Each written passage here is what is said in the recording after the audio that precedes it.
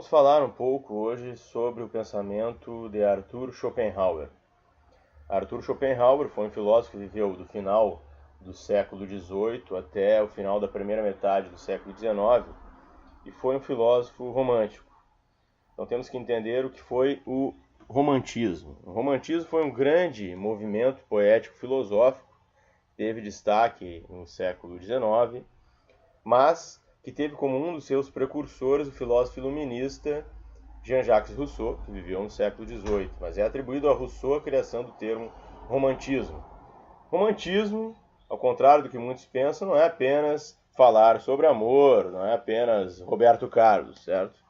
Romantismo é valorizar os sentimentos e as emoções humanas, não apenas, obviamente, o amor, certo? Então, emoções em geral. É assumir a vida de uma forma poética. Então, os artistas, poetas, românticos, eles se afundavam na poesia, eles assumiam a poesia como uma extensão de si mesmos. A poesia era a própria vida, a própria existência desses poetas, desses artistas. No campo da política, os românticos na política agiram como rebeldes, revolucionários. Né? Temos aí a figura, por exemplo, de Bakunin.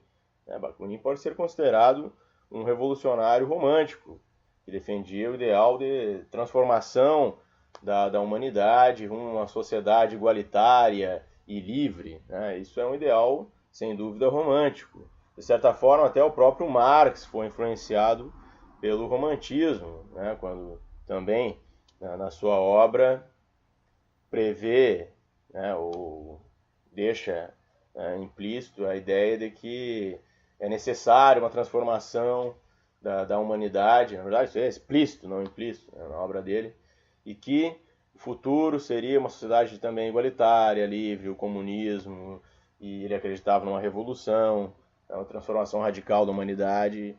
Esses são ideais românticos. No campo da filosofia, os filósofos românticos, eles encaravam a existência humana, a realidade como um todo, de uma forma bem diferente dos filósofos racionalistas. E se dedicavam profundamente, com muita intensidade, à construção de suas obras filosóficas. Então, Schopenhauer é um grande exemplo disso. Para o Schopenhauer, a essência da realidade é algo que ele chamava de vontade. Então, ao contrário de seu rival Hegel, para Schopenhauer a essência da realidade não era uma razão universal, mas sim um impulso, um querer que mantém tudo em movimento, tá? E que na natureza se manifesta como vontade de vida nas diversas espécies que existem na natureza. Para entendermos um pouco mais o pensamento de Schopenhauer, é interessante fazer um contraponto então com o pensamento de Hegel, que era, como eu acabei de falar, o, entre aspas, rival do Schopenhauer. Schopenhauer criticava muito Hegel. O Hegel entendia a realidade como uma manifestação de um ser, né, que era uma razão universal, que também representava uma lei dialética. Então, tudo na realidade manifestava essa lei dialética. O universo estaria em desenvolvimento seguindo um princípio dialético. Tá? A dialética, para o Hegel, era uma relação entre opostos. Então, tese versus antítese, ou antitese, dava como resultado uma síntese. Né? Isso ele pega, né, como inspiração o pensamento de Heráclito de Éfeso, que também entendia o mundo como manifestação de um logos, né? Aliás, foi ele que criou essa palavra, o Heráclito, né? O filósofo pré-socrático, que veio antes de Cristo. Logos significa razão. Tá? Para o Heráclito havia uma razão universal que governava o mundo, e essa razão podia ser entendida como uma lei dialética universal, relação entre opostos, tudo e nada, vida e morte, alegria e tristeza. Isso mantém o movimento das coisas no mundo, um movimento que nunca vai cessar. para compreendermos a verdade sobre as coisas, teríamos que manter a nossa mente pensando constantemente. Então, a filosofia seria uma atividade de reflexão constante. Então, Hegel se inspira um pouco nessa filosofia, mas a dialética, para ele, teria um objetivo, né, a ser alcançado. Então, não é um movimento sem fim, sem objetivo nenhum. Para o Hegel, a dialética percorre um caminho, né? Há uma história do universo, né, obedecendo uma lei dialética, um caminho a ser percorrido, e há alguns objetivos a serem alcançados. Por exemplo, a humanidade. Tá? Então, a humanidade, propriamente dita, seria resultado da relação da espécie humana-animal com a natureza, né? No momento que essa espécie humana-animal transforma a natureza através do trabalho, produz, assim, cultura e meios de subsistência para as sociedades humanas, então, que vão se formar com base nesse trabalho. E o trabalho exige uma organização, exige racionalidade, né? E, com o tempo, as sociedades humanas vão se desenvolvendo, também seguindo um princípio dialético, e um final desse movimento seria a formação de uma sociedade altamente organizada, extremamente racional, um Estado extremamente racional. Tá? Então, o Hegel, ele afirmava, então, uma racionalidade por trás de tudo. E o objetivo final de todo esse movimento do universo, né, seria que esse ser que está por trás da matéria do universo, esse ser tomaria consciência total de si mesmo, consciência absoluta, certo? Então, poderíamos usar até uma metáfora assim, como se esse ser, que é a essência de tudo que existe, fosse como um ente humano em desenvolvimento, uma criança. Isso é uma metáfora, certo? Então, a criança vai se desenvolvendo até se tornar adulto e tomar consciência do que ela é. É claro que nós sabemos que, na verdade, nem mesmo um adulto humano tem consciência total de si mesmo, mas vamos usar isso como uma metáfora, fica mais fácil de compreender. Imagine uma criança crescendo e quando ela se torna adulto, ela olha para si mesma e tem uma compreensão melhor de si mesma. Então, o ser, a essência do universo, tomaria uma consciência de si mesma, consciência absoluta. Tá?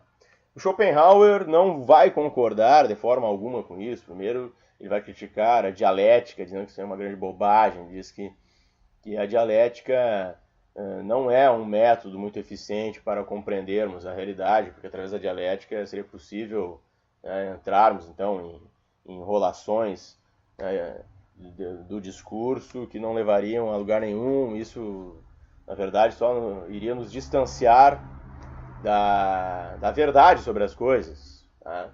Então, ele vai tentar pensar o mundo de uma outra forma. Então, ele discorda da ideia hegeliana da razão universal. Para ele, é uma vontade. A essência do mundo, o ser, certo? Letra maiúscula, o ser, seria uma vontade, um impulso, um querer. Tá? Não há um objetivo no movimento das coisas no mundo. Esse querer, essa vontade, ela não tem uma finalidade a não ser manter-se em movimento eterno, constante. Tá? Essa vontade é uma vontade metafísica, ou seja, ela está além da matéria, ou, interpretando de uma outra maneira, seria a base da própria matéria que nós observamos no mundo ao nosso redor. Tá? Ela não é a natureza, ela é a essência da natureza. Nós, entes humanos, tudo que existe no universo, estrelas, planetas, luas, entes vivos e não vivos também, matéria orgânica e inorgânica, tudo seria manifestação desse impulso original, dessa essência que é a vontade. Na natureza, podemos observar a manifestação dessa vontade nas espécies, cada espécie buscando manter-se em movimento, buscando manter-se viva. Então, a vontade de vida é a forma como essa essência de tudo se manifesta na natureza, nos animais, também nos vegetais, mas, em especial, na espécie humana, nós podemos notar algumas características dessa essência do universo no comportamento humano, na tendência humana de controlar as coisas ao redor, controlar a natureza, tentar dominar a natureza. Então, isso demonstra que essa vontade ela é voraz, ela é egoísta também.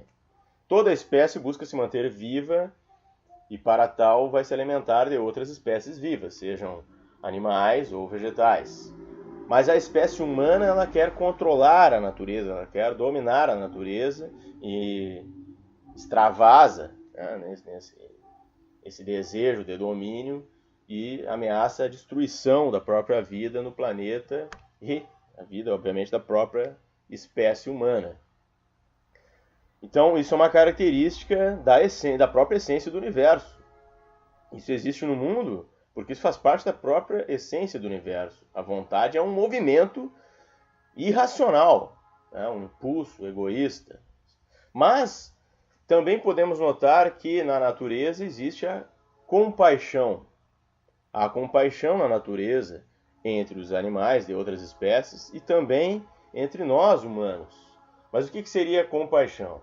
A compaixão, olhando superficialmente, seria a capacidade do indivíduo se colocar no lugar do outro. Então, um ente, eu, Paulo, ente humano, me comovo com a situação de outro ente vivo, seja um outro ente humano, ou um animal de uma outra espécie, certo? Ou mesmo até uma planta, tá? E me coloco no lugar desse outro ente, porque percebo de alguma forma, muitas vezes inconsciente, que tenho algo em comum com esse outro ente vivo, tá? Que há algo em comum entre nós. Então Schopenhauer diz que isso é possível, se colocar no lugar do outro, porque há algo em comum entre todas as coisas existentes no mundo. É essa essência básica de tudo que existe, que é a vontade. Então, de alguma forma inconsciente, a pessoa, né, no caso falando dos entes humanos, percebe que tem algo em comum com outras pessoas e até com outros animais, outros seres vivos em geral. Né? Então há compaixão na nossa espécie, mas isso também pode ser percebido entre outras espécies animais. Há casos, por exemplo, de leoas que protegem animais de outras espécies contra o ataque de leões. Há casos de cães que adotam gatos, certo? Então, há vários exemplos na natureza de demonstração de compaixão. Na nossa espécie, há pessoas que se preocupam com animais de outras espécies, querem preservar, né, a natureza, se preocupam com outros entes humanos, organizam movimentos, ONGs, né, se dedicam à filantropia. Claro que muitas vezes isso é feito sob influência de crenças religiosas, certo? Mas o Schopenhauer diz que isso é natural também, que há na natureza essa tendência a, né, buscar se colocar no lugar do outro, porque isso revela algo básico sobre o mundo, sobre a essência do mundo, a vontade que está permeando tudo que existe. Então, no momento que eu me comovo com algum outro ente vivo, me coloco no lugar desse outro ente vivo, é porque eu estou percebendo, de alguma forma, que tenho algo em comum com esse outro ente vivo.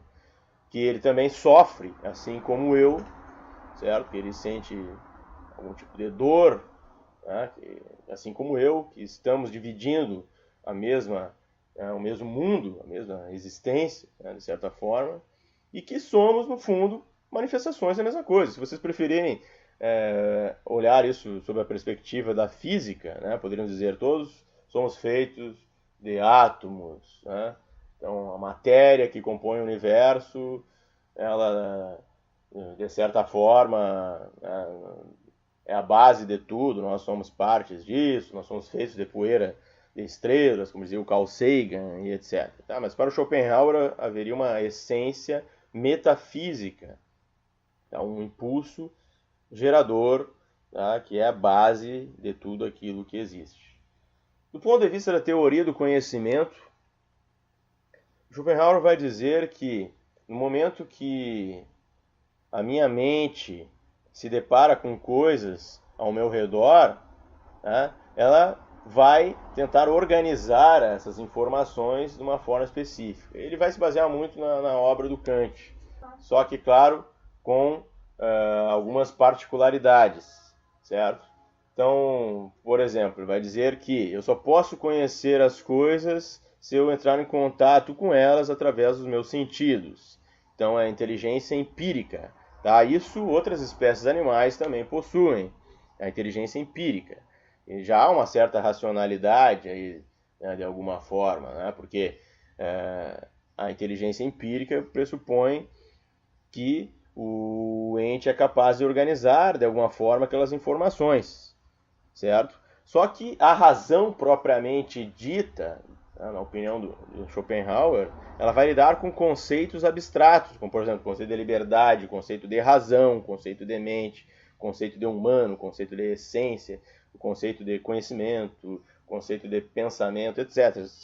São coisas que outras espécies animais não são capazes de compreender, pelo menos não que a gente saiba, né? Então, o ente humano, além da inteligência empírica, que se dá nesse contato empírico com as coisas do mundo, através dos sentidos, tá? Lembrando que o conceito de empírico é tudo aquilo, né, que eu posso perceber com os meus sentidos, que eu posso tocar, ver, cheirar, provar de alguma forma, tá? Então, por exemplo, essa xícara de chá aqui ao meu lado, tá? Vocês estão escutando o barulho aí, ela é empírica, é um objeto empírico, certo? Muito bem. Então eu entro em contato com os objetos através dos meus sentidos, tá? Só que não basta apenas isso. A minha mente vai organizar essas informações que os meus sentidos estão coletando. Aí o Schopenhauer vai dizer que há sentidos internos, tá? Que há sentidos que vão organizar essas informações, mas esses sentidos eles fazem parte da mente humana. Então o tempo é um sentido que está na mente humana. Tá? Não podemos pensar nada que esteja fora do tempo. Tá? O Kant dizia que o tempo e o espaço são sentidos internos, né, da mente humana, sem os quais nós não podemos pensar nada. Né? Então aí nós podemos notar uma influência, né, do Kant sobre o pensamento do Schopenhauer. Tá? A razão também seria um princípio de individuação das coisas. Nós só percebemos que as coisas são diferentes umas das outras, que os fenômenos são diferentes uns dos outros, e atribuímos nome às coisas e as classificamos de acordo né, com suas qualidades, etc., por causa da racionalidade. Então, a racionalidade, a capacidade racional humana age dessa forma, atribui nomes, né, e conceitos, define as coisas. Esse é o princípio de individuação. E lembrando, então, é através da inteligência empírica, o contato com as coisas através dos sentidos, que a minha mente vai coletar informações do mundo, vai perceber, então, os fenômenos que a cercam, e através dos sentidos do tempo e espaço, sendo o espaço então um sentido externo, tá? E o tempo um sentido interno da mente humana, e depois a mente humana vai trabalhando com isso aí, racionalmente, dando nomes e atribuindo conceitos às coisas. Então, assim se dá o processo de conhecimento. Então, ao perceber as coisas ao meu redor, estou percebendo apenas aquilo que eu posso perceber. Né? Então, de repente, o mundo não é aquilo que eu estou achando que ele é. Há algo além. Né? Esse algo além, o Kant diria que é impossível de acessar. Mas o Schopenhauer dizia que esse algo além é possível sim acessar, porque é o que está impulsionando o meu agir e o meu próprio olhar. Esse algo além é a vontade, a minha própria essência. Lembrando um pouquinho aqui do Kant, então o Kant diria, né, que além do tempo e do espaço, que são sentidos da mente humana, que são necessários, né, para a compreensão das coisas, né, então, são ligados à sensibilidade humana, Há também categorias do entendimento, tá? Que são importantes para o intelecto compreender as coisas. Por exemplo, a coisa existe, né, no mundo, né, a categoria da existência, o que ela é, no caso aqui, uma xícara, tá? Ela tem um peso, ela tem uma forma, tá? E etc. Muito bem. Então, quando estou olhando para alguma coisa, na verdade eu estou vendo só aquilo que a minha mente e o meu corpo podem perceber dessa coisa. Por exemplo, estou olhando para essa xícara, eu não estou vendo os átomos que formam essa xícara, não estou conseguindo ver os elétrons, os nêutrons, os prótons, os bósons, os quarks, etc., que estão formando a matéria que compõe essa xícara aqui. Então, os meus sentidos são limitados. Tá? Se eu fosse cego, não poderia nem mesmo ver a xícara. Se fosse surdo, não poderia escutar o barulho da xícara. Tá? E assim por diante. Então, a primeira coisa é essa: compreender algo que existe fora da minha mente. Eu tenho que entrar em contato com essa coisa através dos sentidos. Depois, é necessário que a minha mente organize essas informações. Tá? Então, é como se tivesse um programa interno na mente, né? Uma espécie de, uma metáfora, um Linux, certo? Que vai organizar essas informações. Então, o conhecimento se dá dessa forma, tá? Combinando as informações que eu capto através dos meus sentidos e a forma como a minha mente vai organizar essas informações. Tá? Haver uma estrutura cognitiva básica, né, na mente humana. Cognição significa conhecimento, tá? Capacidade de conhecer, intelecto. Então, na principal obra do Schopenhauer, O Mundo como Vontade e Representação, tá? O que significa então a vontade? A vontade é a essência do universo que move todas as coisas, aquilo que está por trás das nossas mentes, aquilo que organiza, né, tudo que existe no mundo, mas de uma forma impulsiva, na verdade. Né? Então parece uma incoerência falar em organização, mas o Schopenhauer fala em graus de manifestação dessa vontade no mundo. Tá? As leis da natureza, por exemplo, tá? Representariam graus de manifestação dessa vontade no mundo. Isso ele pega um pouco da filosofia do Platão. Tá? As leis da natureza seriam como as ideias, né, do mundo inteligível, né, da filosofia platônica. Tá?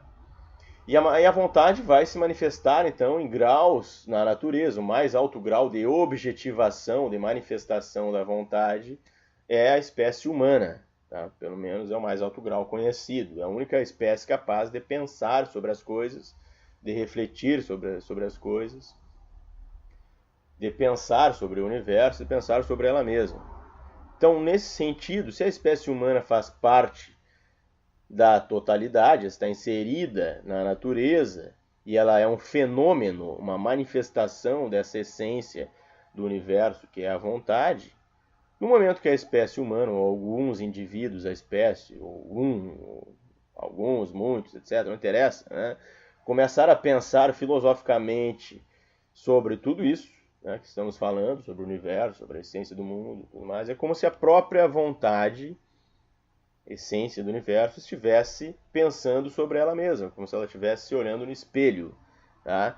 E isso se dá, então, através do pensamento filosófico, mas não apenas através do pensamento filosófico, através da meditação, né, que é muito usada em algumas tradições orientais, em especial o budismo, né, podemos citar aqui. Tá? Também seria uma forma de contemplação da vontade sobre ela mesma. Né? E a arte seria também uma manifestação dessa essência do mundo, em especial a música. A música, né, no primeiro Schopenhauer, seria a arte mais sublime. Tá? Eu gostava muito da música e dizia que, através da música, nós podíamos, né, observar ali uma manifestação pura dessa vontade. Né? Muito bem. Então, quando estou olhando para as coisas ao meu redor, eu estou olhando a carcaça da vontade, estou olhando a carcaça da essência do mundo. Então, o meu próprio corpo seria isso, a vontade, a essência, provavelmente dita, está atrás da minha mente, está, né, conduzindo o meu comportamento, conduzindo tudo que eu faço. Então, não há liberdade na natureza, né? Porque tudo que acontece na natureza está disposto de acordo com uma rede causal. A liberdade só existiria, para o Schopenhauer, na essência da natureza, nesse impulso. Então, muitas coisas que nós fazemos, diria o Schopenhauer, na verdade, são apenas consequências da manifestação da vontade na natureza, de acordo com os graus de manifestação dessa vontade, visando aí, né, de acordo com a interpretação bem para alguns pessimistas, visando apenas aí a perpetuação da espécie. Né? Então, por exemplo, quando ele fala sobre o amor seria só uma forma poética de disfarçar, né, o desejo de reprodução, né, na espécie. Ele vai analisar isso aí, claro, do ponto de vista da atração entre as pessoas, atração erótica física, né? Não vai analisar a questão da atração entre as pessoas por motivos intelectuais, tá? Ou estéticos de outra ordem, que não seja física, ligada ao corpo, certo? Então, na natureza, as espécies buscam se reproduzir para manterem-se vivas. E cada espécie vai ter algumas qualidades, algumas características. Tá? Por exemplo, os tubarões estão bem adaptados aos oceanos, nadam velozmente, possuem, né, dentes afiados, mandíbulas fortes, percebem vibração na água, mas estão bem adaptados aos oceanos, né? E isso possibilita a sobrevivência dessa espécie, né? Já nós humanos, o que nós possuímos? Nós possuímos uma inteligência mais apurada, né, e a capacidade racional. A princípio, a utilidade disso seria apenas para garantir a sobrevivência da espécie. Só que isso, de certa forma, né, foi se desenvolvendo a um ponto que levou ao desenvolvimento aí surgimento da filosofia, né, das religiões, etc. Então nós começamos a pensar algumas coisas que foram além da simples necessidade de busca de sobrevivência da espécie. Tá? E aí então se abriu aí uma porta para que a vontade pudesse olhar para si mesma. Então a vontade vai pensar sobre ela mesma através da espécie humana, certo? Isso não é lá uma grande coisa também, ao contrário do que alguns podem pensar, porque as conclusões a que chegamos, né, seguindo esse raciocínio do Schopenhauer, é que o mundo não é uma grande maravilha, tá? O mundo não é tão bonito quanto alguns, de forma ingênua, pensam, e que o mundo não tem sentido nenhum, na verdade. É só um movimento que não vai cessar nunca. O Schopenhauer diz que talvez com uma compreensão melhor disso tudo, tá? Provavelmente através, né, sei lá, é algo como a meditação, assim como os budistas acreditam, seja possível ultrapassar então essa situação que está dada, né?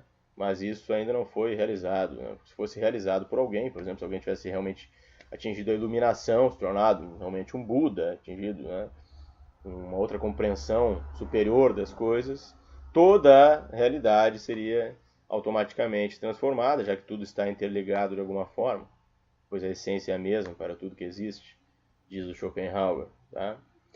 Claro que essa parte da filosofia dele parece algo muito místico, né?